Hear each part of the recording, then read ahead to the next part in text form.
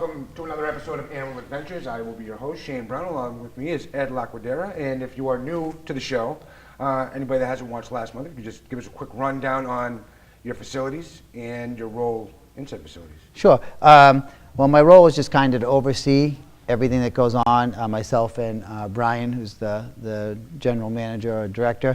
And basically what we do is we take in unwanted exotic animals. People have them as pets or wherever they come from, and then we find homes for some, keep others, and then we use them for educational programs. So we travel, pretty much we'll go anywhere in the United States. And then where our facility is open to the public 6 days a week. We're closed Mondays, but if there's no school, then we open on that day. But if somebody shows up, we won't turn you away. We will let you in and happily take your money. Your hours change towards like school vacations, like February vacation? We're pretty much 10 to 5 Sundays or 12 to 5, but we've been discussing opening up at 10 on Sundays as well, just because people are showing up so early. How about the expansion project? Last month we were talking about it. I think you were about 10,000. You said you were out. You're just getting closer. We're getting closer. We're still, you know what? You say you need 10,000 more, and then the carpenters come in and go, hey, this, and this. We need to do this way instead of this way. Like we have a condensation problem that we thought we fixed with fans and all that, but now we need insulation and stuff. So we're getting, we're getting closer. The project is really looking good. It's actually looking like a facility. We have a lot of the cement and stuff poured, and 5 out of the 6 exhibits, the ponds and everything are set, or 4 out of the 5. And the glass is in, and that will probably be installed next week for all the cages. So we're getting closer. We definitely need more funds, but how big of a facility? This one is just a reptile house, and it's 1,000 square feet, and it's housing 5 animals. Housing an anaconda, which is one of probably the heaviest snake in the world, the reticulated python, which is the longest snake in the world, American alligators, a Nile crocodile, and Asian water monitor, which is the Asian water monitor is pretty cool. We had him here last time, and that's the second heaviest and third longest lizard in the world. And yesterday, we just started a project with Framingham State. We're testing bite powers on those monitors. The one that was here, Jekyll, is part of the program, and comparing their bite pressure with Komodo dragons. So it's kind of fun. Before we bring any of them out, somebody was asking me today, because you also live, your house is also Yes, my house, my wife, and 5 of my 6 children. My oldest daughter is married and has her own husband and her own kids, but they come over. I mean, this has got to be phenomenal. This is going to be every kid's dream, because I was thinking of it myself, just being a kid and having all of these animals at your fingertips. Yeah, kangaroos and. Oh yeah, to me, it seems like it would be a blast. No, it is a blast. My my 4-year-old daughter's in the bathtub yesterday. My African serval jumps in, and all the baby animals that we take in, the high-end ones like kangaroos and exotic cats and monkeys and all that, are all raised in my home with my wife and kids. That way, they can imprint on my family, and we can have 24-hour care. Some of the ones we take in are like primates, or usually preemies, or the cat, the mother wouldn't feed them. So these are animals that basically need 24-hour care. So the cat still lives in my bedroom. And as far as all the kids in the audience are right now, the talking that we're doing is extremely boring. Well, yeah, so we should probably show them some animals. So you guys want us to bring something out? Yeah. Yes? All right. Yes? Yeah, we'll take Bob. Who we got first coming out here? Bob the chinchilla. Brian not only can run a mean computer, but he also can tackle chinchillas if called upon. So this is Bob, and I know a lot of people celebrate Christmas and Hanukkah and different holidays. This time of year, people get gifts, whether they have any beliefs or not. Everybody gets a present usually this time of year. And one of the things people get are animals. And I'm not against people getting animals as gifts. I gave one of my best friends, his son, a lizard, for Christmas. But the thing is, they've been asking me for 6 months, and they had done their research, and they knew which one they wanted. And I just had this lizard, and I was too cheap to buying a separate gift. So I said, hey, I'll just give them something I already have, right?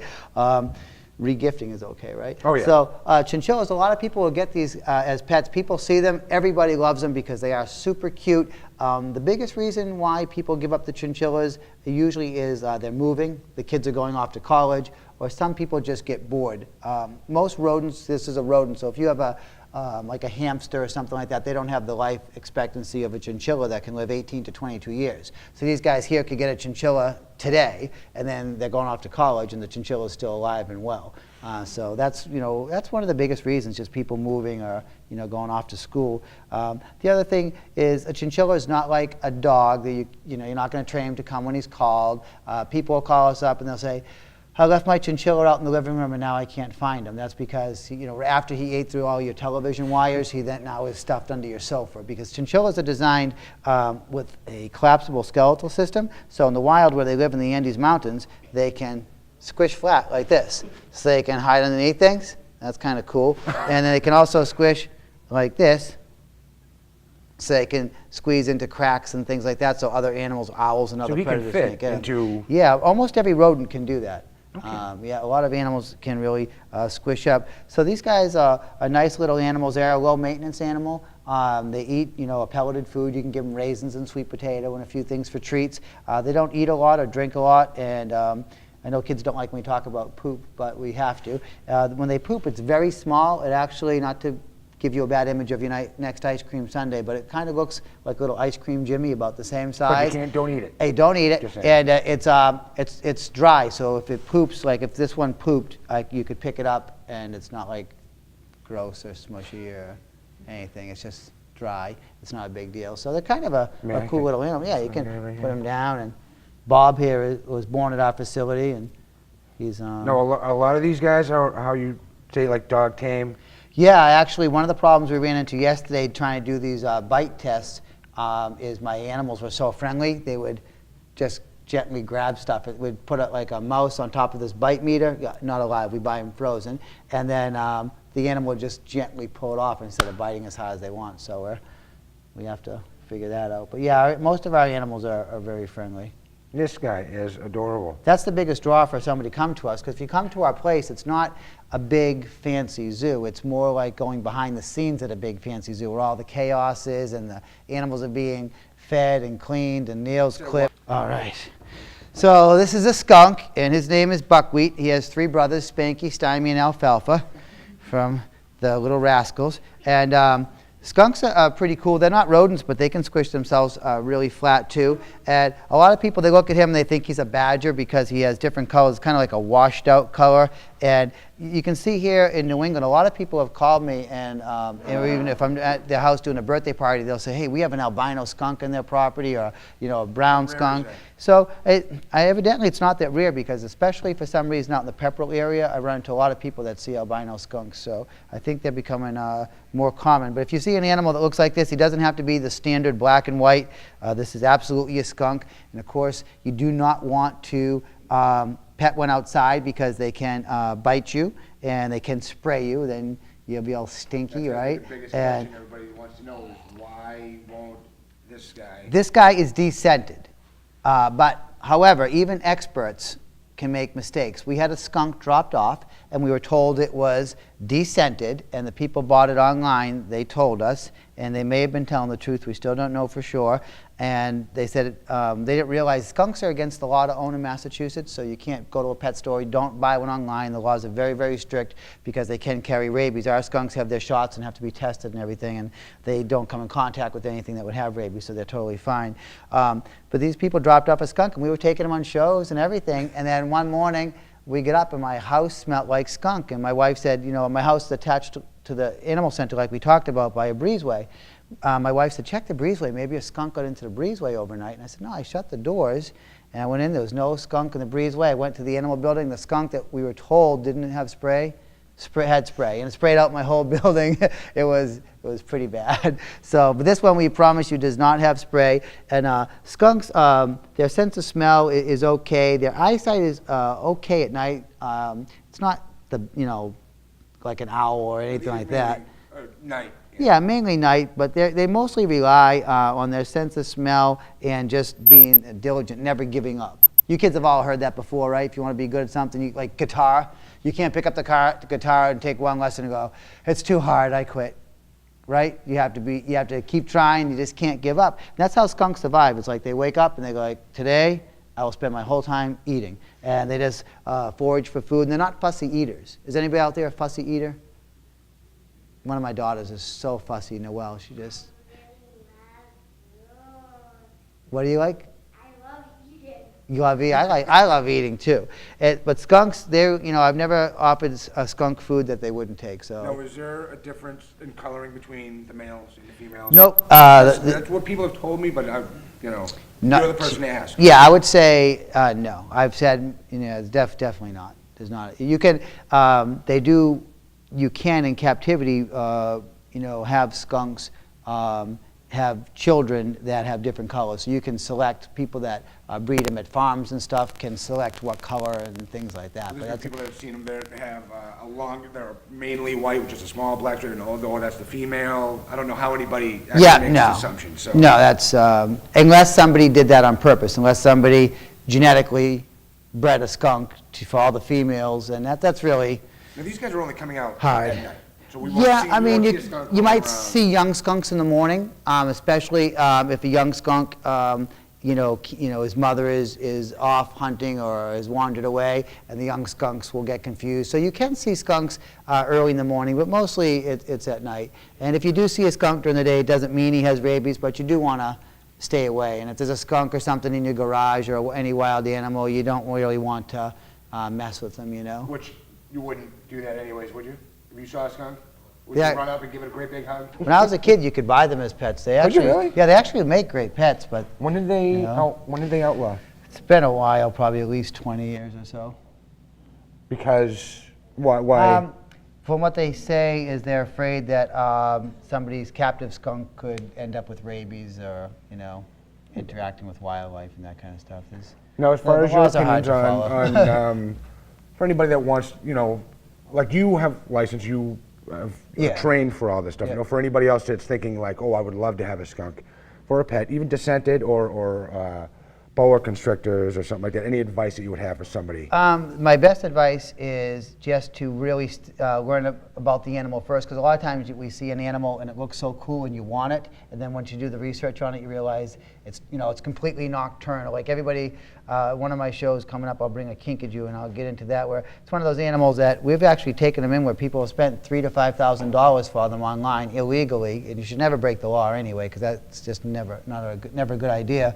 But the animal becomes very vicious, and so sometimes the ones that look the cutest make. Because you still have to remember they're still wild animals. animals. I have plenty of friends that keep exotic animals. Just do your research, pick the ones that that you like, and make sure it's a good fit for you, and then make sure that you're not buying something out of state or online that's against the law, because you can get yourself in trouble. Because I could see wanting one of these guys. Yeah, I think they should. I think these should be legal. I think everybody should be able. I think you should be able to go to the local pet store. I'll get myself in trouble for saying this, and buy a descented skunk, because they're awesome. They litter train. They're just sweet. And if you lost them, come on, this guy's adorable. I mean, he's descented. Me and my friends all had skunks growing up, and we never had problems. Really? I know tons of people. There we go. I gotta give him. I don't want to, but I'm gonna. Here we go. He's got a big mouth, huh? This one probably weighs around 55, 60 pounds, and he could be, that many years. I've grown them up in captivity when I've got them as babies, this big in 12 years. Typically in the wild, the rule of thumb is it's about a year per pound, and it's not an exact science. How old? This one could be anywhere. I'm going to say he was lighter when I got him. He's gained some weight. I'm going to say this one's probably, could be 40 years old. What is the oldest one that you had? Now, I know you just had one. I had up until 2008, it seems like just yesterday, I had Igor, who was said to be the largest freshwater turtle on record at the time. He was well over 200 pounds, and we estimated his death at over 200 years of age. He died of natural causes. I bought him off a restaurant in Louisiana in 1997, and I had him until 2008, and it was a natural cause. I've seen the videos of him. He was monstrous. Yeah, he was a monster, And so this guy has plenty of growing to do. Alligator snaps are found in the south, and they're not found around here. Now the snap, see how I'm putting my hand here, kids? If you do this with the snapping turtles we catch around here, they'll come right back and grab you. This is just for an alligator snapper, which is not found in New England. That's where we live. They have a big head and a short neck. And a lot of people think these are really ferocious animals. It's actually a very shy creature. And the only reason why his mouth is open is because he's a boy, and the boys have never been filmed out of the water in the wild. So he's just nervous. Once he goes in his dark box, his mouth will close, and he'll be totally fine. But he's not a vicious animal. He's just very shy. With that said, if you came up here and you put your finger in his mouth, that would be a very bad thing, right? Because these guys can bite extremely hard. And this is the heaviest of freshwater turtles, and they can exceed 200 pounds. The girls are also very interesting because, as far as we know, they only lay their eggs every other year, and that's the only turtle that we know that doesn't lay every year. And so that's what most research shows anyway. So it's a pretty cool turtle. It's one of my favorites, and the common snapper that we have around here is similar. The head is not as big, but their neck is a lot longer, and they are pretty aggressive. And inside the mouth on this one, it's hard to see, but there's a gray piece of flesh. It looks like a tongue, but it's technically called a fleshy appendage. And what they do is they camouflage in the water because they blend into the mud and everything. They open up their mouth, they pump blood into that piece of flesh, and it turns from gray to like a pinkish red, and the blood makes it wiggle around.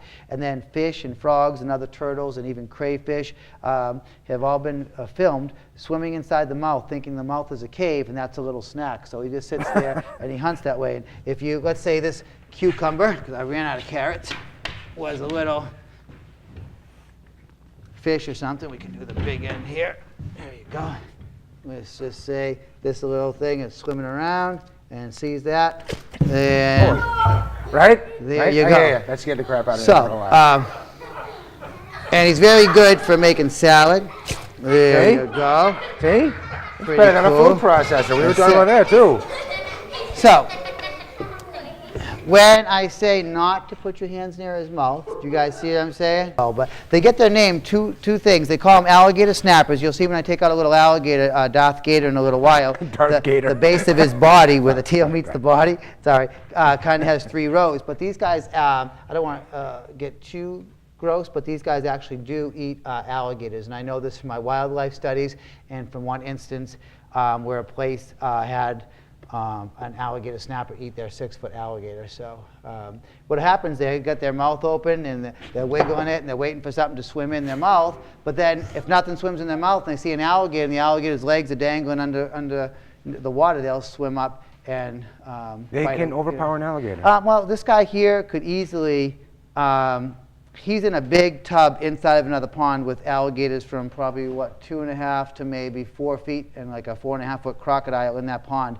If I put him in that pond, he would eat everything in there. Okay. So this is Fiona, and she's not a baby. She's actually 10. She turned 10 August 21st, and she's the world's smallest kind of fox. She's an African fennec fox, and they have the largest ears compared to their head from any fox. Now, somebody asked me, what about the bat-eared fox? The bat-eared fox has bigger ears, but not in comparison to their head. And she's pretty amazing because she's designed to live in the African Sahara Desert, which is very, very hot. It can be up to 140 degrees during the day for several hours. So you kids know if you go outside during a hot day, you know, it's not easy to stay outside unless you're swimming or something.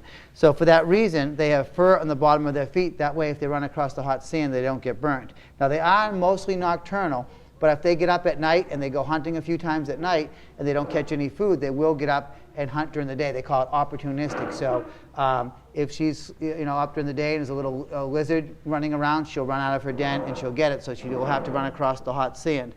The other thing she has is fur in her ears.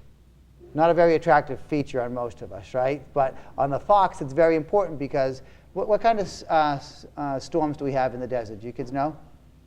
What do you think? Sandstorm. So you're a little fox like this, you're running around the desert, and then the sand kicks up, and see the way the fur is in her ears? It's placed this way, thin here, and then it bunches up over the ear canal, so when the sandstorms come, she lays flat like that. That keeps the sand from going in her ears, then she takes her bushy tail and wraps it around her face to protect her face, and she can just hunker down and wait for the storm to be over. The other super cool thing she can do, well, they pump blood through their ears to help them cool off. There's so many neat things they do, but she can pant. Do you kids know what panting is? You know when a dog, you ever see a dog grunt and they go, or a grown-up getting off the treadmill or the elliptical? We do that, a lot of that, right? What the fox can do is she can pant more than any other mammal in the whole world that we know of. She can pant 721 times in 1 single minute. If a person tries that, they get dizzy and sick, so don't try that. So she has to do that to cool her body off because it's so hot.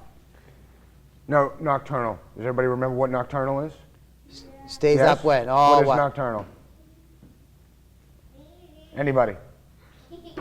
Anybody? Go ahead. Okay. Oh, how about you? They hunt at the, they sleep in the day and wake up at the night. That right. is correct, right? Sleep all day, That's okay, wake up yes. at night. Which doesn't sound too bad, right? No, I'm more of a nocturnal person. I wouldn't mind doing that. Who would like to touch the fox? Now, she's super cute. Her name is Fiona, but same thing, we want to pet her in the back, okay? That's okay. Do you kids think we should see one more animal? Yeah.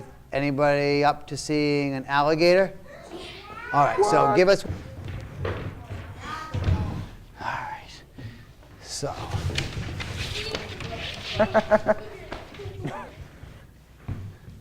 So this is a 6-foot table, right? Is it a 6-foot table? Yeah, grab Yes. that tail, Shane, Sure.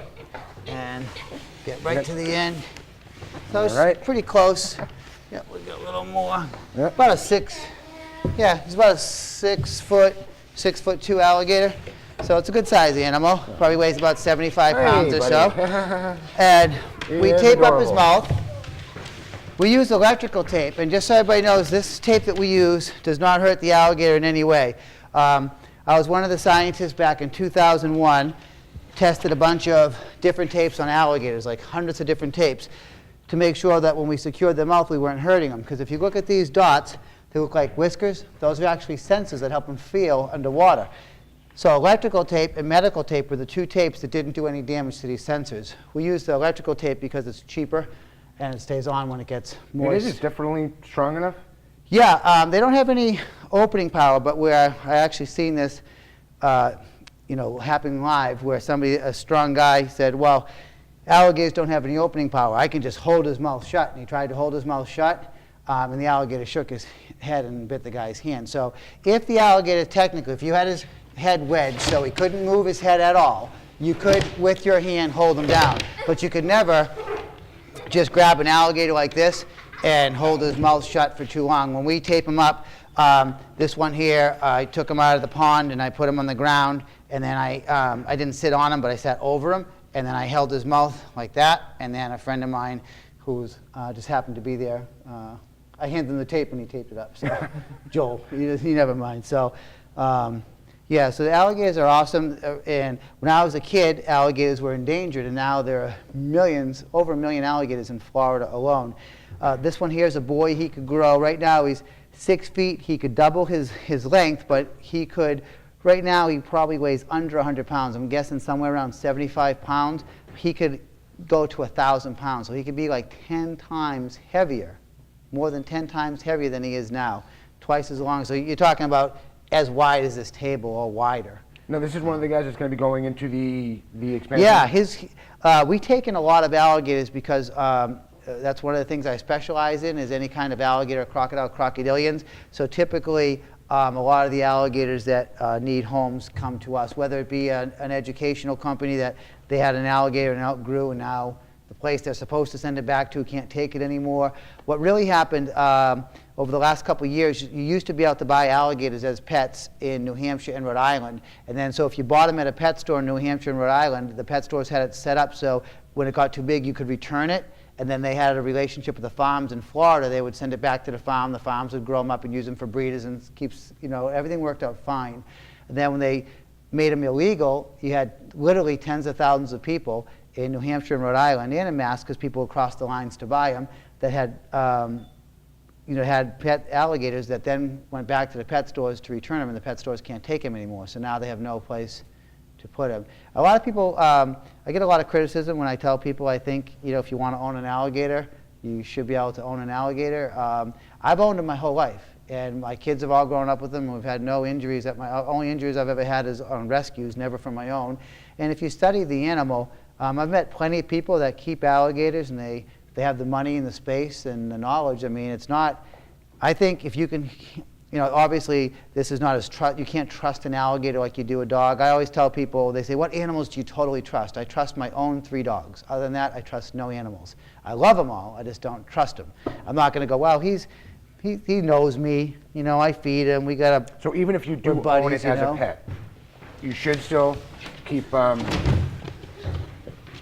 you should still keep his mouth taped. Oh, we Even- never, even- no, even as a test. we never tape his mouth. No. The only time we tape his mouth is for educate when we travel him because it's, the insurance company requires it and the law requires it. So let's say I got in a fender bender and I have a 6-foot alligator running around my van. Nobody wants to open up your van and help you if there's an alligator that doesn't have tape on its mouth. So we took him out of the pond, we put tape on his mouth, and the second he gets back right after the show, he goes right back to the pond, no tape. And this guy, I don't know, I can't tell you the last time he traveled, probably maybe July or something, you know, sometime over the summer. And I don't know when he'll, travel again. The only reason why I took him today is because when I opened up the gate, he was sitting right there and he was an easy catch. No, So- a few things about alligators, like, I don't know what's true and what's not, but now, if you were to tip him over and rub his belly, No. will they fall asleep? No. That's okay. If you tip did over an anybody else ever hear alligator that? and rub his belly, he'll pee all over you. See his, how much, were you okay on time to? What's that? Were you okay on time to explain this? Yep, Okay. I So- can edit, you can do it. Right, if you look at the alligator's head, let's say my hand is his head, and right here there's a bundle of nerves. So what people do is they take the alligator's head and they snap it up this way. That pinches all the nerves and makes the alligator so he can't move his head. And then once they go back further, it cuts off all the oxygen and blood to his brain, so it's like if you were choking him. So what they do is they snap their head back, or if I took him and you flip him over, their head is so heavy it falls.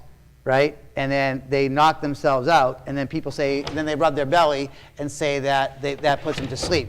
Now, I can't back this up, but I can tell you from my own studies and my own experience and my own common sense that if you do that to an alligator enough, I believe, and I believe I could back it up, it will cause brain damage. Now, I tell that to people in my industry, and they say we have nothing to back it up. But here's what happens. Once we become scientists, we lose common sense. I was talking with another scientist yesterday, and when they want to do a study on lighting, whether you need UV or heat. And I said, I've already done that study 15, 20 years ago. If you take a UV light and a heat light, the animal will always go to the heat. UV is not even really necessary.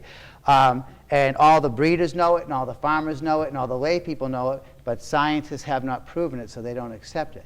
But they don't really know animals sometimes. So you have to have somebody like this guy I was working with from Framingham State. You know, we're both scientists, and we both work with animals. And that seems to be the best thing, you know, get your hands dirty and get some education behind you. But yeah, so that's, you know. One of the last things, because I know we must be running short on time, I'm not sure. And I know that none of the kids, I'm sure, have ever heard this. And I bet your question is, can you pet it? Yes, I'm going to feed you to them you're gonna be as able soon to. as we're done. That's how we're going to do the credits. You need I your- know, we got you. We But need- some of the older people might remember this. Now, when I was younger, we used to hear about the people that had them as pets and flushed them down the toilet. There were alligators in the sewers. Not true. Anybody Okay. else? So No? yeah, Am I heard really about the that. only They one? actually, when I My was a kid, one of childhood my was all favorite messed movies, up. Alligator, started that Yes. way. Yes. You know, with the $20 budget, right? Yes, exactly. And the alligator. They should redo that movie now. They have good graphics. Well, I think we're running out of time, guys.